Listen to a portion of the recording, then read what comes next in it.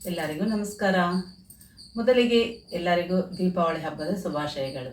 ದೀಪಾವಳಿಯ ಪಾಡ್ಯೆಯಿಂದ ಕಾರ್ತಿಕ ಮಾಸ ಸ್ಟಾರ್ಟ್ ಆಗುತ್ತೆ.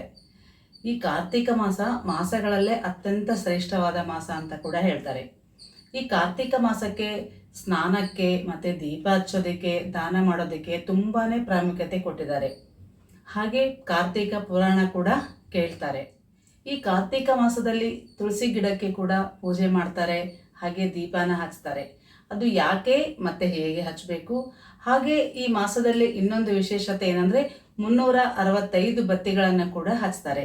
ಅದು ಯಾಕೆ ಹಚ್ತಾರೆ ಮತ್ತು ಹೇಗೆ ಹಚ್ಚಬೇಕು ಅದನ್ನು, ಹಾಗೆ ನೆಲ್ಲಿಕಾಯಿ ಗಿಡಕ್ಕೆ ಪೂಜೆ ಮಾಡ್ತಾರೆ, ಹಾಗೆ ನೆಲ್ಲಿಕಾಯಿ ದೀಪಗಳನ್ನು ಕೂಡ ಹಚ್ತಾರೆ. ಯಾಕೆ ನೆಲ್ಲಿಕಾಯಿ ದೀಪನ ಹಚ್ತಾರೆ ಮತ್ತು ಹೇಗೆ ಹಚ್ಚಬೇಕು, ಈ ಎಲ್ಲ ವಿಷಯಗಳನ್ನು ನಾನು ಮುಂದಿನ ವಿಡಿಯೋದಲ್ಲಿ ನಿಮಗೆ ತಿಳಿಸ್ತೀನಿ. ಈ ಕಾರ್ತಿಕ ಮಾಸದಲ್ಲಿ ನೀವು ಈಗಾಗಲೇ ಕೇಳಿರ್ತೀರಿ, ಕಾರ್ತಿಕ ದೀಪೋತ್ಸವಗಳಂತೇಳಿ ಲಕ್ಷ ದೀಪೋತ್ಸವ, ಸಹಸ್ರ ದೀಪೋತ್ಸವಗಳನ್ನು ಎಲ್ಲ ಗುಡಿಗಳಲ್ಲಿ ಕೂಡ ಹಚ್ತಾರೆ. ಈ ಕಾರ್ತಿಕ ಮಾಸದಲ್ಲಿ ಒಂದು ದಿನವಾದರೂ ನದಿ ಸ್ನಾನ ಮಾಡಬೇಕು ಅಂತ ಕೂಡ ಹೇಳ್ತಾರೆ. ಹಾಗೆ ನಮಗೆ ತಿಳಿದಷ್ಟು ದಾನಗಳನ್ನು ಕೂಡ ಮಾಡ್ಬೇಕಂತ ಕೂಡ ಹೇಳ್ತಾರೆ. ಕಾರ್ತಿಕ ಮಾಸದಲ್ಲಿ ಸ್ನಾನ ಮಾಡೋದ್ರಿಂದ, ದೀಪ ಹಚ್ಚೋದ್ರಿಂದ ನಮ್ಗೆ ಏನೇನು ಲಾಭಗಳಿದ್ದಾವೆ ಅನ್ನೋದನ್ನು ಕೂಡ ಹೇಳ್ತೀನಿ. ಈಗ ನೋಡ್ರಿ, ನಮ್ಗೆ ದೀಪಾವಳಿ ಹಬ್ಬ ಬಂತಂದ್ರೆ ಆಫರ್ಸ್ ಎಲ್ಲ ಶಾಪಿಂಗ್ ಮಾಲಲ್ಲಿ ಆಫರ್ಸ್ ಬಿಟ್ಟಿದ್ದಾರೆ. ಒಂದು ತಗೊಂಡ್ರೆ ಒಂದು ಫ್ರೀ.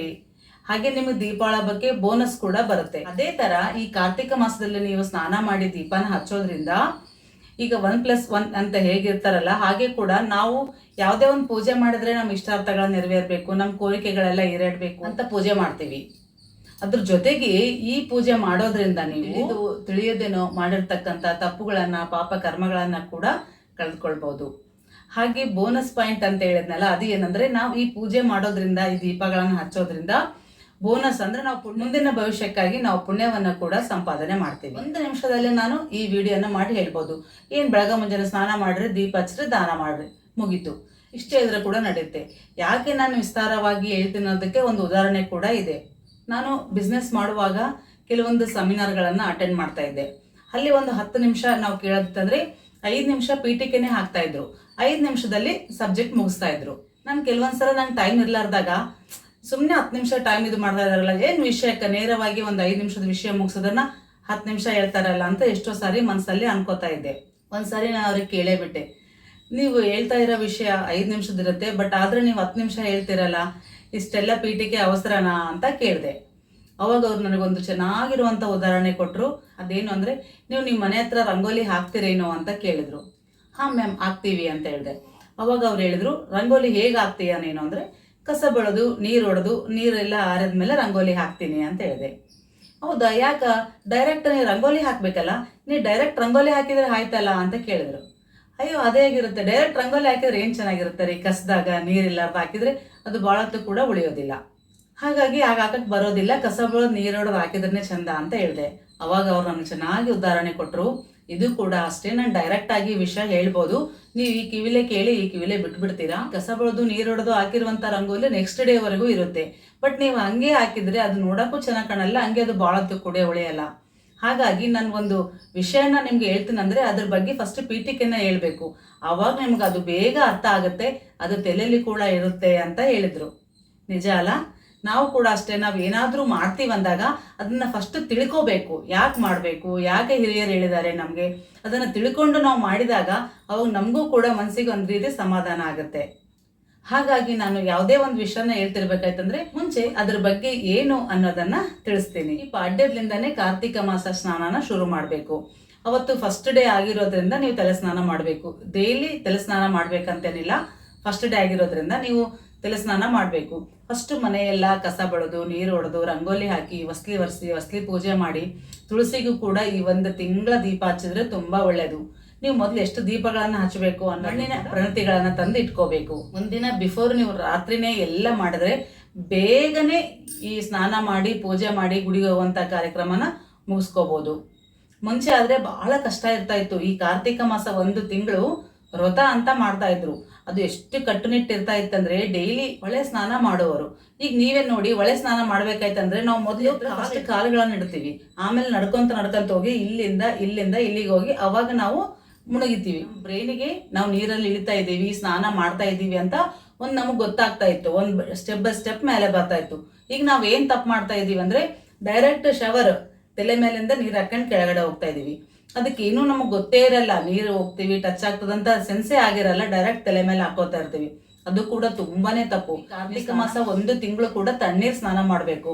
ಈಗ ಎಲ್ಲರಿಗೆ ಆರೋಗ್ಯ ಸರಿ ಇರಲ್ಲ, ಹಾಗಾಗಿ ನೀವು ಸುಡೋ ನೀರು ಹಾಕೇಳಾರ್ದಂಗ ಉಗುರು ಬೆಚ್ಚಗಿನ ನೀರಿನಿಂದ ಸ್ನಾನ ಮಾಡಬೇಕು.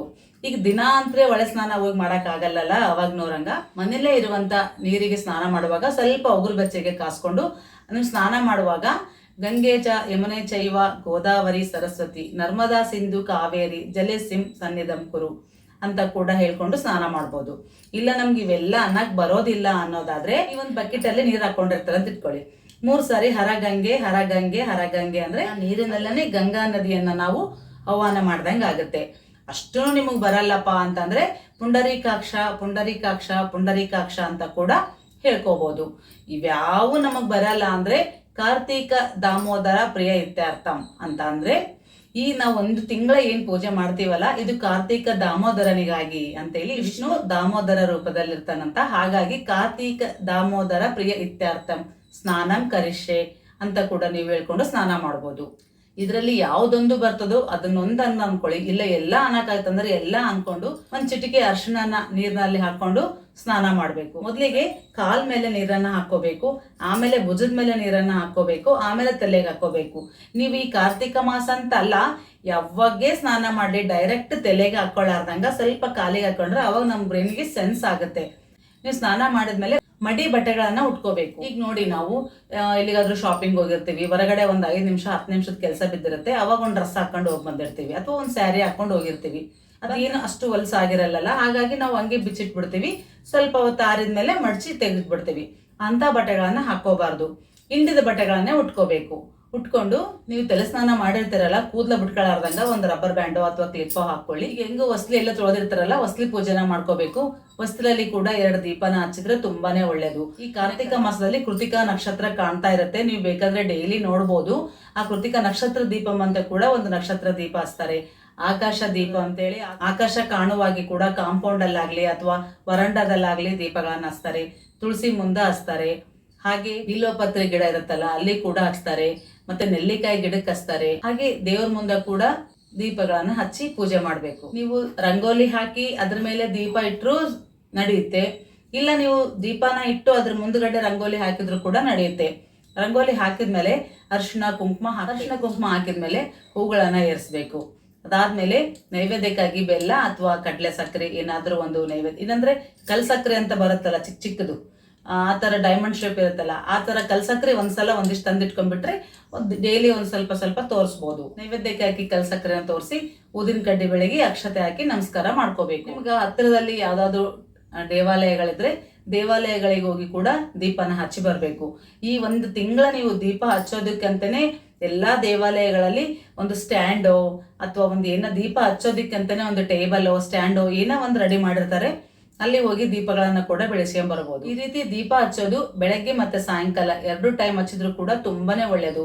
ಕೆಲವ್ರಿಗೆ ನಮಗ ಮಾರ್ನಿಂಗ್ ಡ್ಯೂಟಿ ಇರುತ್ತೆ, ಆಗಂಗಿಲ್ಲ, ಕೆಲ್ಸಕ್ಕೆ ಹೋಗೋದಿರುತ್ತೆ, ಈವ್ನಿಂಗ್ ಹಚ್ಬೋದಂದ್ರೆ ಖಂಡಿತ ಮತ್ತೆ ಇನ್ನೊಮ್ಮೆ ಈವ್ನಿಂಗ್ ಸ್ನಾನ ಮಾಡ್ಕೊಂಡು ಈ ದೀಪಗಳನ್ನ ಹಚ್ಬೇಕು. ಇಲ್ಲ ನಾವು ಮಾರ್ನಿಂಗ್ ಒಂದೇ ಹಚ್ತೀವಿ, ಈವ್ನಿಂಗ್ ಹಚ್ಚೋದಕ್ಕೆ ಆಗೋದಿಲ್ಲ ಅಂದ್ರೆ ಮಾರ್ನಿಂಗ್ ಒಂದೇ ಕೂಡ ಈ ದೀಪಗಳನ್ನ ಹಚ್ಬೋದು. 2 ಟೈಮ್ ಹಚ್ಚಿದ್ರು ಕೂಡ ತುಂಬಾನೇ ಒಳ್ಳೇದು. ಬೆಳಗಿನ ಜಾವ ಅಂದ್ರೆ ಬ್ರಹ್ಮ ಮುಹೂರ್ತದಲ್ಲಿ ಕೂಡ ಈ ದೀಪನ ಬೆಳಗಿಸ್ತಾರೆ. ಈಗ ಎಲ್ರಿಗೂ ಆಗೋದಿಲ್ಲ ಅಲ್ರಿ ಅಷ್ಟೆಲ್ಲ ಮಾಡೋದಕ್ಕೆ. ಈಗ ಹೇಗಾಗಿದೆ ಅಂದ್ರೆ ಫಾಸ್ಟ್ ಜನರೇಷನ್ ಆಗ್ಬಿಟ್ಟಿದೆ. ಈಗ ನಾವು ಸೂಕ್ಷ್ಮದಲ್ಲಿ ಮೋಕ್ಷವನ್ನ ಕಾಣ್ಬೇಕು. ಅವಾಗ ನಂಗ ಎಲ್ಲ ಮಾಡಕ್ ಆಗಲ್ಲಲ್ಲ, ಬ್ರಹ್ಮ ಮುಹೂರ್ತದಾಗ ಎದ್ದೇಳಕ್ಕೂ ಆಗೋದಿಲ್ಲ. ಈಗ 1 ತಿಂಗಳು ಎದ್ದೇಳ್ಬೇಕಂದ್ರೆ ತುಂಬಾನೇ ಕಷ್ಟ. ಅದಕ್ಕಾಗಿ ಈಸಿಯಾಗಿ ಏನ್ ಹೇಳ್ತೀನಿ ಅಂದ್ರೆ ನಾನು ಈಗ 6 ರಿಂದ 6:15 ತನೂ ಇನ್ನ ಬೆಳಕು ಅರಿಯೋದಿಲ್ಲ, ನಕ್ಷತ್ರ ಕೂಡ ಕಾಣ್ತಾ ಇರುತ್ತೆ ನಿಮ್ಗೆ. ಹಾಗಾಗಿ ನೀವು 5:15 ಎದ್ರು ಕೂಡ ಇಷ್ಟು ಕಸ ಬಳ್ಕೊಂಡು ಸ್ನಾನ ಮಾಡಿ 6 ಅಟಿ ದೀಪ ಹಚ್ಚಿದ್ರು ಕೂಡ ನಡೆಯುತ್ತೆ. 6:15 ದೀಪ ಹಚ್ಚಿದ್ರು ಕೂಡ ನಡೆಯುತ್ತೆ. ಒಟ್ಟು ಸೂರ್ಯೋದಯಕ್ಕಿಂತ ಮುಂಚೆನೆ ನೀವು ದೀಪನ ಬೆಳಗ್ಬೇಕು. 1 ತಿಂಗಳ ಈ ರೀತಿ ದೀಪನ ಹಚ್ಬೇಕಾ ಅಂದ್ರೆ 1 ತಿಂಗಳ ಹಚ್ಚಿದ್ರೆ ತುಂಬಾನೇ ಒಳ್ಳೇದು. ಈಗ ಪೀರಿಯಡ್ಸ್ ಬರುತ್ತಲ್ಲ ಅವಾಗ 5 ದಿನ ಹಚ್ಬಾರ್ದು.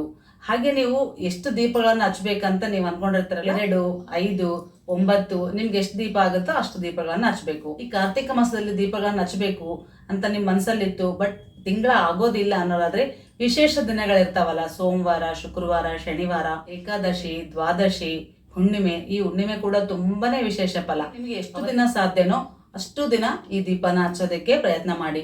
1 ದಿನ ಆಯ್ತಾ 1 ದಿನ ಹಚ್ಚಿ, 3 ದಿನ ಆಯ್ತಾ 3 ದಿನ ಹಚ್ಚಿ, 5 ದಿನ ಆಯ್ತಾ 5 ದಿನ ಹಚ್ಚಿ. ಇದ್ರ ಬಗ್ಗೆ ಹೇಳ್ತಾ ಹೋದ್ರೆ ಎಷ್ಟು ಎಪಿಸೋಡ್ ಆದ್ರೂ ಹೇಳ್ಬೋದು. ಅಷ್ಟು ಒಂದು ವಿಶೇಷವಾದ ಫಲ ದೊರೆಯುತ್ತದೆ. ಕಾರ್ತಿಕ ಪುರಾಣ ಅಂತ ಬರುತ್ತೆ, ಅದು ಒಂದು ಬುಕ್ಕ ತಗೊಂಡು ನೀವು ಓದ್ಬೋದು, ಡೈಲಿ ಒಂದು ಅಧ್ಯಾಯ. ಇಲ್ಲಾಂದ್ರೆ ಯೂಟ್ಯೂಬ್ ಅಲ್ಲಿ ಬರ್ತಾನೆ ಇರುತ್ತೆ, ಅಲ್ಲಿ ಕೂಡ ನೀವು ಈ ಕಾರ್ತಿಕ ಪುರಾಣನ ಕೇಳಿದ್ರೆ ನಿಮ್ಗೆ ಗೊತ್ತಾಗುತ್ತೆ ಯಾರ್ಯಾರು ಎಷ್ಟೆಷ್ಟು ಫಲಗಳನ್ನ ಪಡ್ಕೊಂಡ್ರು ಅಂತ. ಈಸಿಯಾಗಿ ಹೇಳಿದೀನಿ. ಬ್ರಹ್ಮ ಮುಹೂರ್ತದಲ್ಲಿ ಆಯ್ತು, ಎದ್ದು ಸ್ನಾನ ಮಾಡಿ ದೀಪ ಹಚ್ಚಿ ಮಾಡಬೇಕು. ಇಲ್ಲ ಅಂದ್ರೆ ನೀವು 5:30 6 ಗಂಟೆಗೆ ಎದ್ದು ಕೂಡ ನೀವು 6 ಗಂಟೆ ಒಳಗ ಸೂರ್ಯೋದಯಕ್ಕಿಂತ ಮುಂಚೆ ದೀಪಗಳನ್ನ ಹಚ್ಚಬೇಕು. ಕಾರ್ತಿಕ ಮಾಸದಲ್ಲಿ ನೆಲ್ಲಿಕಾಯಿ ದಾನ ಮಾಡ್ಬೋದು, ದೀಪಗಳನ್ನ ದಾನ ಮಾಡ್ಬೋದು, ವಸ್ತ್ರಗಳನ್ನ ದಾನ ಮಾಡ್ಬೋದು. ದಾನ ಮಾಡೋದ್ರಿಂದ ಕೂಡ ತುಂಬಾನೇ ವಿಶೇಷ ಫಲಗಳು ದೊರೆತಾವ. ಈ ವಿಡಿಯೋ ಎಲ್ಲ ನಿಮ್ ರಿಲೇಟಿವ್ಸ್ಗೂ ನಿಮ್ ಫ್ರೆಂಡ್ಸ್ಗೂ ಶೇರ್ ಮಾಡಿ, ಅವರು ಕೂಡ ದೀಪಗಳನ್ನ ಹಚ್ಚಿ ಪುಣ್ಯದ ಜೊತೆಗೆ ಪಾಪದ ಕರ್ಮಗಳನ್ನ ಕೂಡ ತೊಳೆದುಕೊಳ್ಬಹುದು, ಹಾಗೆ ನಮ್ಮ ಇಷ್ಟಾರ್ಥಗಳನ್ನು ಕೂಡ ನೆರವೇರಿಸ್ಕೊಳ್ಬಹುದು ಅಂತ ಹೇಳ್ತಾ ಈ ವಿಡಿಯೋಕ್ಕೆ ಒಂದು ಲೈಕ್ ಮಾಡಿ. ಹಾಗೆ ಈಗ ಹೈಪ್ ಅಂತ ಕೂಡ ಒಂದು ಆಪ್ಷನ್ ಬಂದಿದೆ, ಹೈಪ್ ಕೂಡ ಮಾಡಿ ಅಂತ ಹೇಳ್ತಾ ಈ ವಿಡಿಯೋ ಮುಗಿಸ್ತಾ ಇದ್ದೀನಿ. ಮುಂದಿನ ವಿಡಿಯೋದಲ್ಲಿ 365 ಬತ್ತಿಗಳನ್ನ ಏಕೆ ಹಚ್ಚಬೇಕು ಮತ್ತೆ ಹೇಗೆ ಹಚ್ಚಬೇಕು ಅನ್ನೋದನ್ನ ತಿಳಿಸ್ತೀನಿ. ಅಲ್ಲಿವರೆಗೂ ನಮಸ್ಕಾರ.